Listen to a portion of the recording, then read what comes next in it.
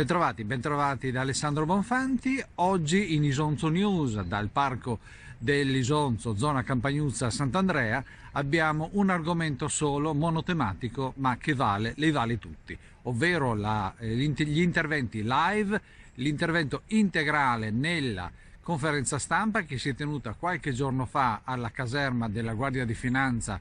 di Via Diaz a Gorizia per quanto riguarda l'operazione Grande Tagliamento. Gli interventi integrali, senza filtri, senza altro, che hanno detto, di cui hanno parlato il sostituto capo, il procuratore capo della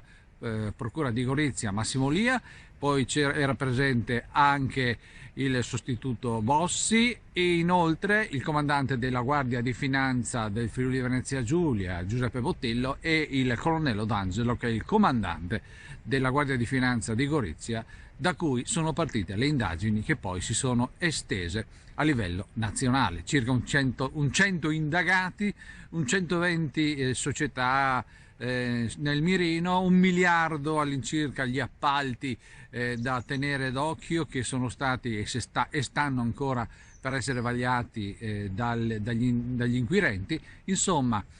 qualcuno l'ha chiamata appaltopoli, qualcun altro ha detto che c'era un cartello. Staremo a vedere cosa succederà. Questa indagine ha portato Gorizia a livello nazionale. Una indagine molto grossa che noi vi diamo in integrale live in Isonzo News. Oggi sentirete dalla viva voce dei protagonisti come sono andati i fatti. Partiamo con operazione Grande Tagliamento, primo tempo. Saranno registrati, come da comunicato stampa che è stato diffuso, alcuni elementi relativi a questa indagine che è stata denominata Grande Tagliamento. Inizialmente era lavoro in corso perché si trattava di un'attività che nasceva qui a Gorizia proprio, per poi estendersi. Il procuratore capo qui della Procura di Gorizia, il dottor Massimo Lia, darà alcune indicazioni sulle indagini. Poi c'è la dottoressa Valentina Bossi, il PM che ha diretto le indagini, che potrà dare qualche elemento. E poi, se rimane qualche domanda, siamo io e il generale Bottillo, comandante regionale del Friuli Venezia Giulia, e il colonnello D'Angelo, comandante provinciale, a vostra disposizione. Il procuratore, prego. Buongiorno a tutti.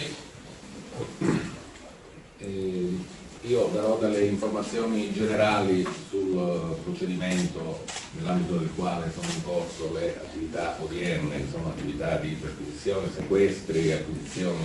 documentali presso stazioni appaltanti, società e domicili di amministratori dirigenti delle società coinvolte. Sono informazioni generali perché ho premesso questo anche ai fini poi di eventuali domande e approfondimenti che potrebbero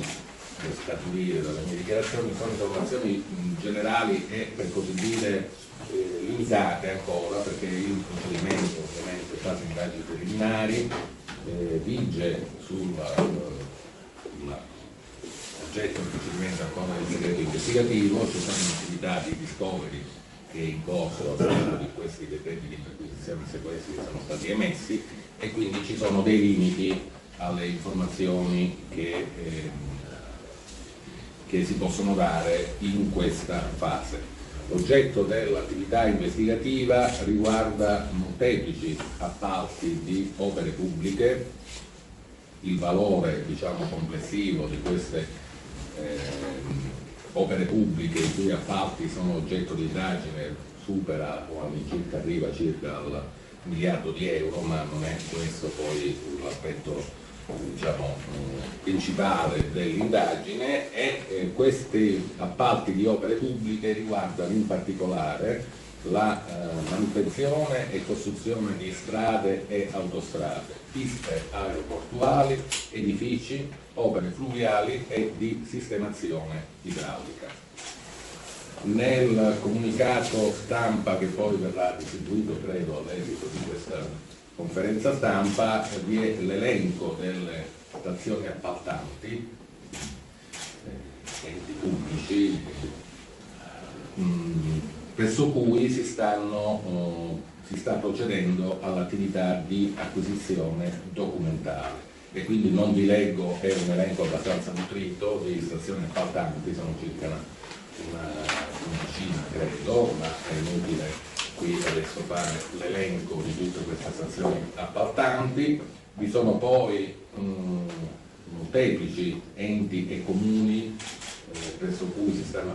sta acquisendo documentazione relativa a queste gare di appalto, che sono sia nella regione Friuli Venezia Giulia ma anche in altre regioni d'Italia, Veneto, Lombardia, Emilia Romagna, Liguria, Toscana. In sostanza si sta ricostruendo l'iter di appalti e subappalti, quindi la verifica della regolarità o meno di questi appalti e subappalti per opere pubbliche e procedure di affidamento indette in un arco temporale che comprende gli anni dal 2015 al 2018. Sostanzialmente dall'attività investigativa già svolta in questa prima fase dell'indagine si è avuto modo di verificare una serie di accordi tra imprese dirette alla preordinata spartizione di questi appalti. In sostanza si tratta di tutta una serie di turbative d'asta poste in essere al fine di pilotare a favore dell'una o dell'altra impresa, mediante accordi collusivi tra queste imprese, l'aggiudicazione di questi appalti. Quindi uno scambio di informazioni tra le imprese partecipanti al fine di stabilire chi, come e quando doveva partecipare e anche sui contenuti economici delle offerte, in modo da permettere di volta in volta all'impresa individuata in questa serie di trattative e accordi, facente parte di una cordata di imprese che abbiamo avuto modo di verificare in qualche modo, operando sia nel Triveneto ma anche in tante altre zone d'Italia,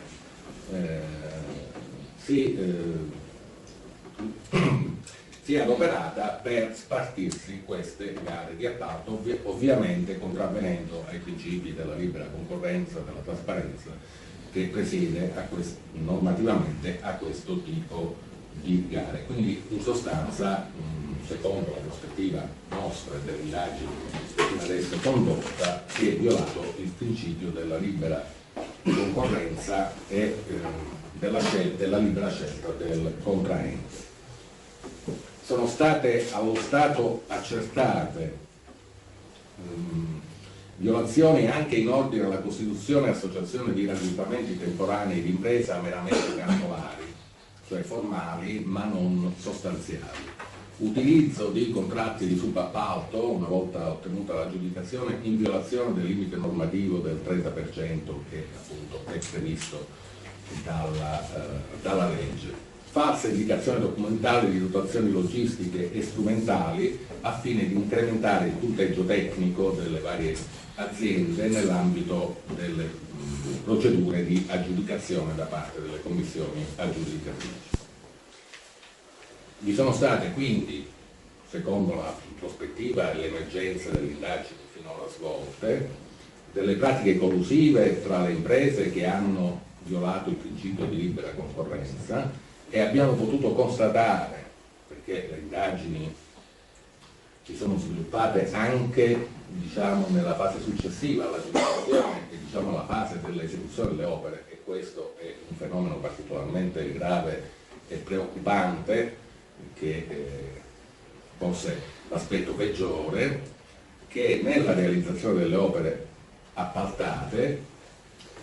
abbiamo verificato una serie di violazioni, quindi utilizzazione di materiali non certificati, difformi da quelli dichiarati e previsti dal capitolato, quantitativi di materiale inferiori a quelli prescritti e a quelli fatturati, con conseguenti violazioni anche di natura ambientale, perché ci sono anche dei risvolti in materia ambientale. Quindi anche il reato di frode nelle pubbliche forniture,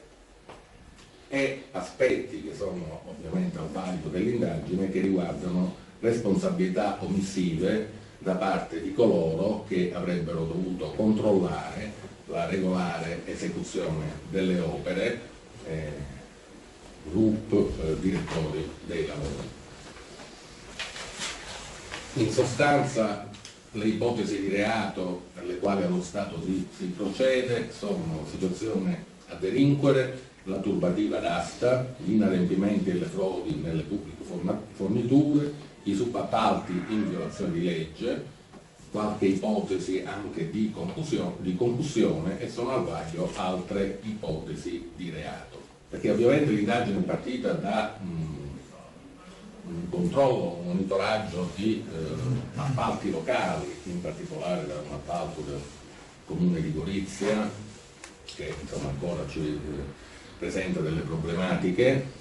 e monitorando i soggetti insomma, che avevano avuto un ruolo in questo tipo di appalto, l'indagine si è andata via via estendendo. In pratica abbiamo potuto verificare che c'è un gruppo di imprese operanti in questo settore di attività, quindi realizzazione di strade, autostrade, edifici, eccetera, un gruppetto di imprese diciamo friulane, un gruppetto di imprese venete, che mediante gli accordi collusivi tra di loro, di cui ho parlato prima, hanno partecipano a tutta una serie di appalti, a cominciare da quelli in Friuli Venezia Giulia, Veneto, e poi monitorandoli ci hanno portato praticamente in giro per l'Italia per appalti di opere pubbliche sparse sul territorio nazionale, e abbiamo potuto constatare che si trattava sempre degli stessi soggetti che operavano con le modalità che ho descritto su questi appalti sparsi sul territorio nazionale, agganciandosi di volta in volta, quando erano proprio da fuori dal loro territorio diciamo di normale operatività, ad altre imprese locali che via via venivano in qualche modo, come dire, aggregate a questo cartello di imprese. Quindi un sistema di vera e propria spartizione concordata a tavolino, in violazione di tutte le regole della libera concorrenza, di un elevatissimo numero di appalti. Parliamo circa di, credo complessivamente, un 100, sicuramente più di 100, forse arriviamo ai 150 circa di appalti. Ovviamente questa attività, che oggi è in corso di svolgimento, perquisizioni, sequestri e acquisizione documentale, serve a corroborare le risultanze investigative che sono state già acquisite grazie al certosino lavoro impegnativo e complesso che ha svolto sia la collega titolare del procedimento, la dottoressa Bossi, magnificamente affiancata dal personale della Guardia di Finanza, in particolare dalla compagnia della Guardia di Finanza di Gorizia, comandata dal tenente Moretti, sotto l'efficacissimo coordinamento del colonnello D'Angelo, e la supervisione altrettanto efficace e fattiva del generale comandante regionale della Guardia di Finanza, il generale Bottillo. Noi siamo una piccola procura, ovviamente le risorse che abbiamo sono, diciamo così, limitate, per non dire scarse, ma grazie appunto al contributo di uomini e mezzi che ci è stato fornito fino adesso e che continuerà ad essere fornito dalla Guardia di Finanza, stiamo appunto operando fattivamente per accertare tutti i fatti penalmente rilevanti. Ovviamente siamo ancora, come ho già detto, in una fase di indagine preliminare. Dalla massa di dati e documenti che verranno acquisiti in base all'attività oggi in corso di svolgimento potremo approfondire e acquisire elementi probatori utilissimi per, diciamo, proseguire nella nostra attività. Si porranno evidentemente anche poi questioni di competenza territoriale che saranno verificati e vagliati, perché ovviamente, diciamo, l'indagine riguarda diverse zone d'Italia, ma l'importante intanto è quello di accertare i fatti e le singole responsabilità. Fine della prima parte, fra un po' torniamo con altri argomenti molto interessanti per quanto riguarda queste indagini. Seconda parte dell'operazione Grande Tagliamento, continuiamo con il resoconto degli inquirenti, dalla viva voce dei protagonisti delle indagini. Più di questo al momento non posso dirvi e lascio la parola agli altri presenti, magari per illustrare anche operativamente come le risorse che sono state impiegate dalla Guardia di Finanza al fine di sviluppare questa ampia e complessa indagine. Poi se avete delle domande risponderemo nei limiti in cui si può rispondere. Io credo che il procuratore abbia fatto un quadro, diciamo, abbastanza completo di quello che sta avvenendo, insomma, in questo momento. Le nostre unità operative sono dislocate in gran parte del territorio nazionale, abbiamo 400 uomini impegnati in questa complessa e difficile operazione di servizio che coinvolge non solo tutte le parti del comando regionale comandato in questo momento dal generale Portillo, ma anche le unità operative di tanti altri comandi regionali sparsi per l'Italia. Faccio riferimento all'Emilia Romagna, Lazio, Triveneto, e quindi potete immaginare che sono 130 pattuglie che in questo momento stanno lavorando per acquisire documentazione che riguardano i singoli appalti di cui il procuratore faceva prima cenno. Ovviamente è un'operazione che non finisce qua e questo è il punto d'inizio di tutta una serie di attività che porterà poi al riscontro documentario di ciò che poi verrà acquisito dalle pattuglie con riguardo appunto alle singole situazioni che noi abbiamo riscontrato. Sarà un lavoro abbastanza complesso perché richiederà un ulteriore impegno da parte appunto del reparto, un reparto territoriale diretto da un capitano, che è il capitano Giardenghi, che si è avvalso anche del tenente Deonetti che sta lavorando in prima persona, che richiederà un ulteriore impegno finale dove noi andremo poi a quantificare, a individuare quali sono effettivamente le condotte illecite di cui parlava anche il procuratore, addebitandole alle singole figure dei responsabili. Le società che noi in questo momento stiamo monitorando sono 120 società coinvolte e per un totale di soggetti, diciamo, coinvolti in un modo o nell'altro, diciamo, tra indagati e non indagati, di circa 220 obiettivi oggi che noi stiamo monitorando.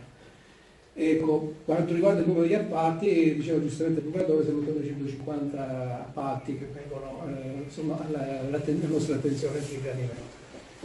Se poi ci sono altre domande, magari si può dare anche su qualche domanda. Io non avrei concluso, volevo ringraziare ovviamente la Procura per averci assistito in questa complessissima indagine e per averci dato anche la fiducia di poterla portare avanti in un certo modo, con quelle limitate risorse che hanno richiesto un diuturno impegno da parte del personale della Guardia di Finanza di Gorizia. Quindi posso garantire che è stata un'impresa molto difficile, però ce l'abbiamo fatta e continueremo a lavorare anche per il bene comune e per il bene della cittadinanza. Dopo il colonnello D'Angelo mi permetto di, diciamo, con l'autorizzazione della Procura, di dire due parole come chiosa finale, poi magari se ci sono domande risponderemo. Come avete sentito si tratta di un'indagine estesissima perché è emerso, almeno nella fase iniziale, un male diffuso, una metastasi, passatemi l'espressione, che è stata osservata in diretta, quasi fosse fatta un attacco di quello che accade nel sistema di appalti di opere pubbliche. Il numero delle imprese in qualche modo coinvolte è tale per cui ci fa ritenere che in questo tipo di opera, dove lavorano ditte aziende specializzate, c'è un sistema chiuso, che evidentemente è un sistema che bisogna ritenere sulla scorta delle prime emergenze investigative, è un sistema colluso, spartiscono a tavolino gli appalti. Quando si altera la libertà della concorrenza e quindi la scelta di chi deve svolgere, diciamo, l'attività pubblica col denaro pubblico, si crea un danno enorme, perché le imprese serie, sane vengono espulse e si accordano sempre gli stessi soggetti, i quali si spartiscono il denaro pubblico. Ma la cosa interessante e grave, e passatemi l'espressione che fa, che diciamo viene un po' bandita dagli intellettuali moderni, che è l'indignazione che reca questa indagine, è che oltre alle turbative d'asta, cioè agli appalti truccati, perché la turbativa d'asta non è null'altro che un accordo a tavolino preso dalle imprese che vi partecipano per stabilire chi la deve vincere in questo momento, chi la vincerà dopo, chi vincerà quell'altro lotto, chi prenderà il subappalto, eccetera, in violazione delle normative. Sono le frodi nelle pubbliche forniture, che significa che il materiale che viene utilizzato non corrisponde a quelli ricapitolati, è materiale inferiore o da un punto di vista qualitativo o quantitativo, e questo determina una serie di danni incredibili. Il cittadino non paga solo le tasse con cui vengono poi finanziate le gare pubbliche, ma paga anche dopo, in termini di pedaggi, no, ogni tanto aumentano i pedaggi, in termini di incolumità, in termini di danni e disastri ambientali. E quindi quando poi interviene di nuovo lo Stato, gli enti pubblici, regionali, comunali, eccetera, devono rimettere di nuovo mano alla tasca, cioè di nuovo il cittadino riprende ai lui, in questo circolo vizioso, cioè ripaga di nuovo per alimentare questo sistema. Il circuito è così diffuso che fa pensare che sia, diciamo, veramente una metastasi. L'indagine ovviamente è alla fase iniziale, sono circa 18 mesi più o meno che è iniziata, ma con l'attività di discovery di oggi diciamo, si ritiene che si possono acquisire elementi documentali che consentiranno di andare avanti. Dal mio punto di vista, scusatemi se sono retorico, devo ringraziare la Procura della Repubblica di Gorizia che ha consentito di svolgere un'indagine che io definisco professionalmente coraggiosa, perché è difficile lavorare in questo ambiente, è difficile perché è un ambiente ristretto, chiuso, e quindi riuscire ad acquisire elementi tali da consentire di andare avanti non è semplicissimo. Devo ringraziare quindi il procuratore Ria e soprattutto la dottoressa Bossi, che è la titolare dell'indagine, non solo per le capacità, la volontà di andare avanti, ma anche per come hanno diciamo, diretto l'indagine. Ringrazio il mio personale, i finanzieri in particolare del comando provinciale di Gorizia, perché hanno dimostrato una tenuta fisica non indifferente, una capacità e una volontà di andare avanti in silenzio, senza clamori, senza spifferi, perché questo è un ambiente permeato da tante diciamo, infiltrazioni e tentazioni, e quindi questa indagine al momento, per quello che è la sua fase, devo dire che ci ha dato grande soddisfazione. Da cittadino resta, come dicevo, l'indignazione per la gravità dei fatti che stanno emergendo. Una cosa che mi sento di dire, tra i reati, la turbativa d'asta è un reato così grave che però è sanzionato dal nostro legislatore, sarà una scelta diciamo, legittimissima di politica criminale, però da 1 a 5 anni, e da 1 a 5 anni non consente, se fosse soltanto quello, non consentirebbe le intercettazioni, ma noi abbiamo elementi per cui diciamo, sono stati contestati altri reati che hanno consentito, non so, le intercettazioni e altre cose, ma soprattutto io dico l'impossibilità di applicare per esempio le norme in materia di responsabilità amministrativa per delle società per fatti costituenti reati, che è una cosa diciamo, seria. Quindi un reato così grave che è il prodromo di tanti altri reati e che rende possibile questa attività collusiva e basta, diciamo, è sanzionato e viene vista come se fosse quasi un reato di minore importanza. Altro io personalmente non ritengo di dover dire, se ci sono domande siamo a disposizione. Grazie per l'attenzione. Io avrei più di una domanda. Prego, rivolga la domanda. Allora, il primo che ci avesse parlato di materiali, che è più generale, se ci sono problemi di sicurezza, se sì, dove, e quindi i cittadini a cosa devono stare attenti. Secondo, se in tutto questo sistema sono state individuate infiltrazioni mafiose. E terzo, riguardo appunto al cantiere di Posto Italia da cui è partita, se si può avere qualche dettaglio. Grazie. problemi di sicurezza sono validi, stiamo valutando, chiaro. Non ci sono problemi di sicurezza immediati, diciamo, se per sicurezza intendiamo pericoli di crolli o di altri disastri, non ci risultano situazioni, diciamo, di questo genere. Quando si parla di questo aspetto delle frodi nelle pubbliche forniture, quindi materiali diversi dal capitolato di minore qualità o di quantità inferiore a quanto previsto, parliamo intanto di questa tipologia di frode e poi di un meccanismo che in qualche modo è organizzato in maniera tale che una volta finita l'opera, dopo poco tempo si dovrà reintervenire perché la diversa e minore qualità del materiale con cui è stata realizzata richiederà un'attività di manutenzione. Cioè sembra una cosa che è studiata sia per risparmiare e guadagnare di più nella fase di realizzazione, ma poi per innescare un successivo meccanismo di lavori, di manutenzione, rifacimento ovviamente parziali delle opere che consentirà ulteriori appalti, ulteriori affari e ulteriori guadagni per questo tipo di ingresso. Poi aveva chiesto infiltrazioni mafiose, assolutamente no, allo Stato non ci risulta nulla del genere né per quanto riguarda le opere, diciamo, locali né per opere di altre zone del territorio nazionale, quindi non abbiamo alcuna evidenza in questo senso. L'appalto per il rifacimento dei marciapiedi del percorso di Gorizia è uno di quelli oggetto di monitoraggio, ma non vi posso, né io né la collega vi possiamo dare dei dettagli particolari su questo, se non per dire che è stato in qualche modo l'inizio dell'attività che poi ci ha condotto in qualche modo in giro per l'Italia, perché i soggetti coinvolti, insomma, poi si muovevano a 360 gradi su tante altre opere.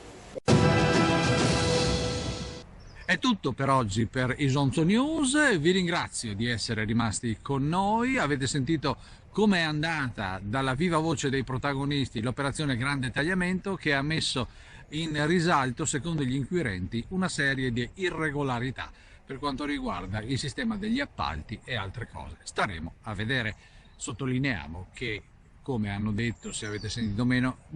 al momento non risultano infiltrazioni mafiose e nessuna opera è stata bloccata, anche perché sarebbe ancora più grave. È tutto per oggi e per quanto riguarda Isonzo News noi andiamo in onda il sabato alle ore 7:30 alle 15:30 e alla domenica alle ore 23:30 e a Dio piacendo noi ci vediamo qua fra 7 giorni, stesso posto, stessa ora, ricordandovi che abbiamo anche le pagine Facebook, pagine Isonzo News, dove potete vedere tutti questi filmati. Sulla pagina Isonzo News inoltre c'è la versione ampia anche con le domande dei giornalisti. È tutto. Buon fine settimana e noi ci vediamo qua fra 7 giorni. Ciao!